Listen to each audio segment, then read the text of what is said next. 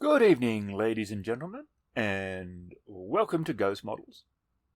My name is Aaron, but a lot of my friends call me Ghost, hence the name. I don't do many of these. I usually just stick to what I usually do, and I'll talk about that in a little bit. But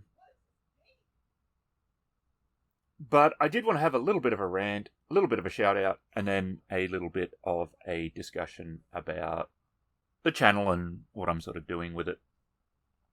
The rant. Steam Fan 1. What the fuck? How can, after 13 years of being on YouTube, that dude only has 387 subscribers?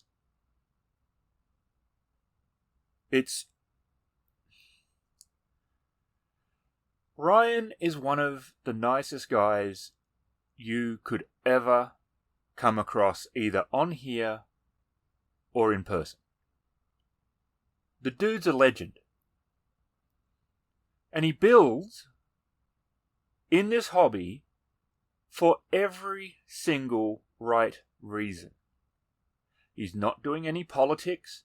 He's not getting into flame wars. He's not getting into arguments. He's not doing it for awards. He's not doing it for medals. He's just doing it because he loves the hobby and he loves planes.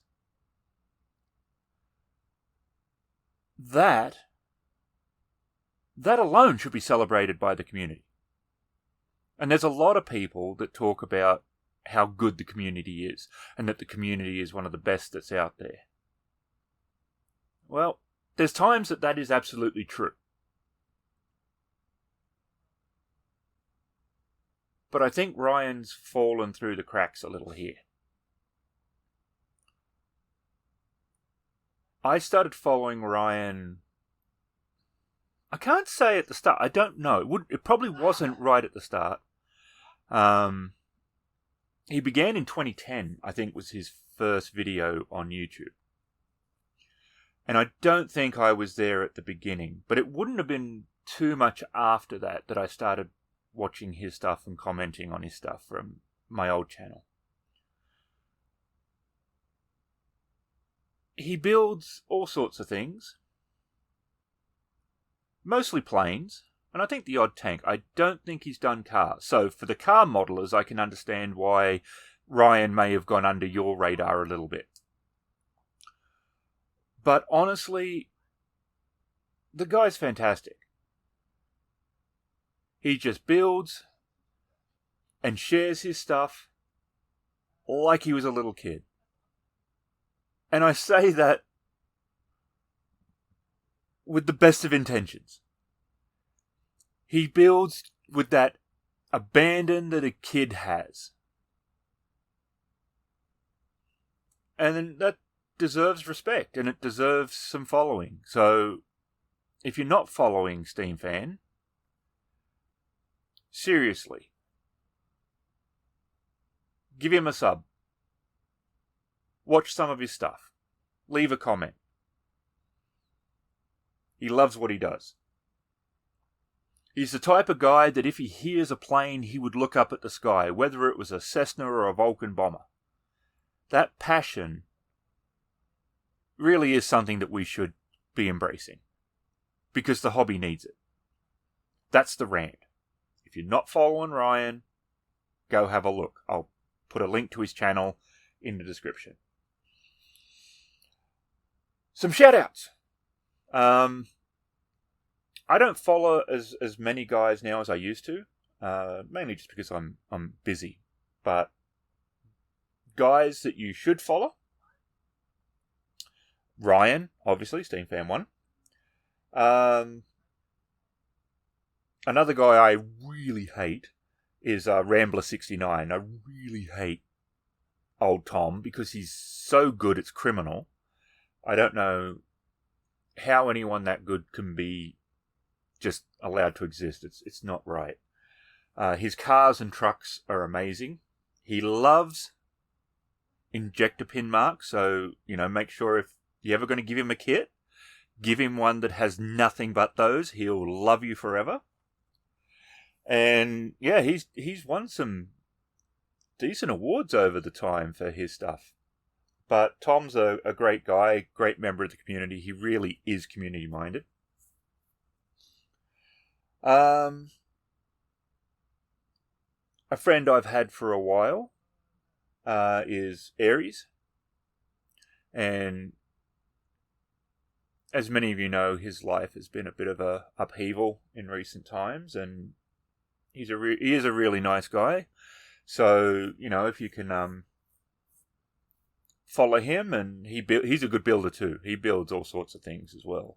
Tanks, planes, I think some sci-fi he's done, cars. Yeah, he definitely is a great modeler. And well worth the follow.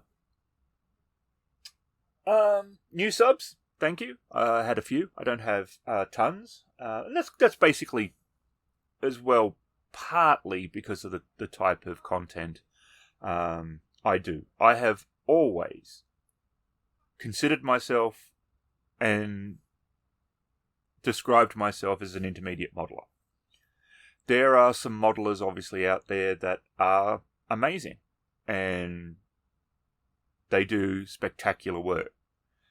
Some of them do show how they do it, others don't, but regardless, they are spectacular modelers, and I understand why people follow them.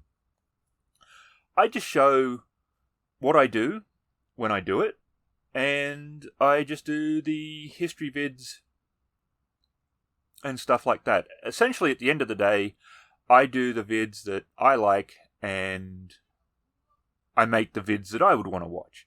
So sometimes that means they're going to be popular, and sometimes they're not. And sometimes the topics I choose for the history are a little esoteric for sure.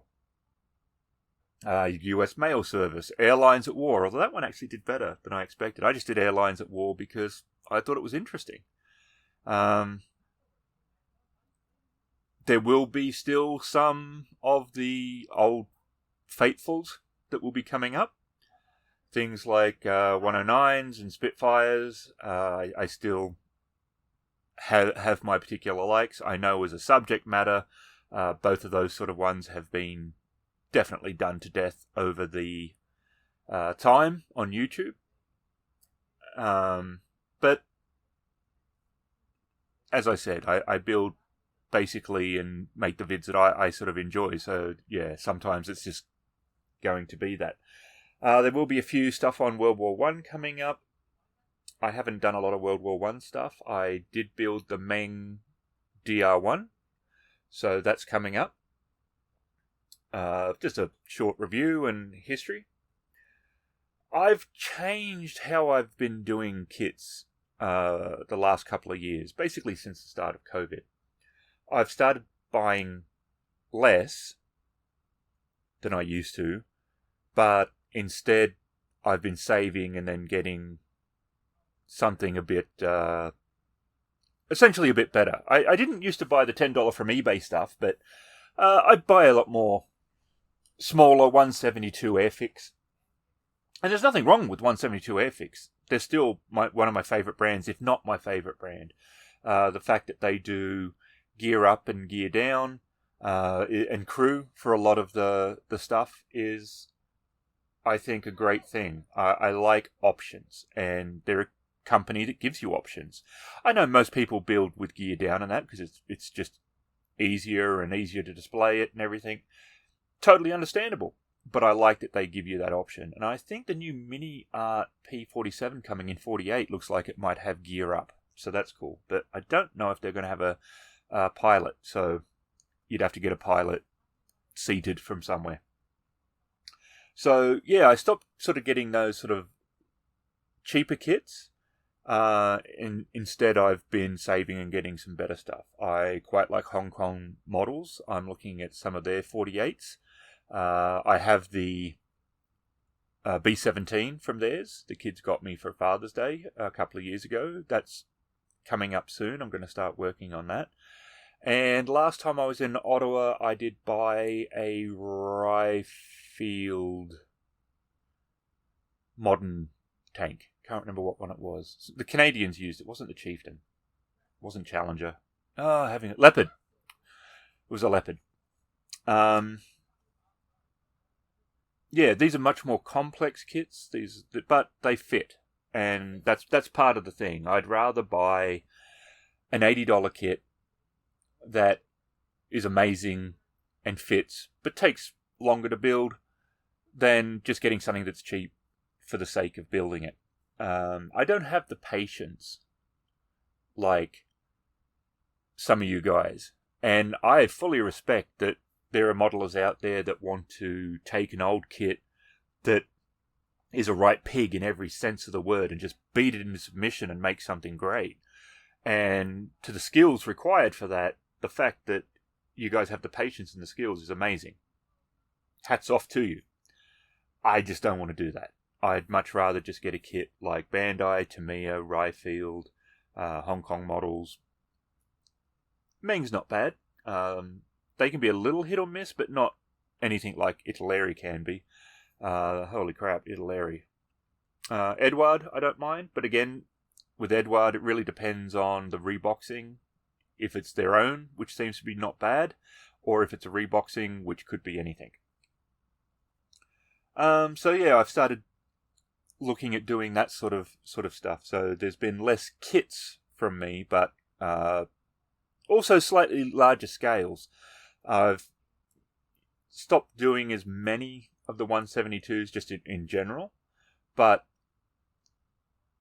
I've moved a little bit more to 132, and then a little bit in the 48s. So that's just been taking longer to do anything.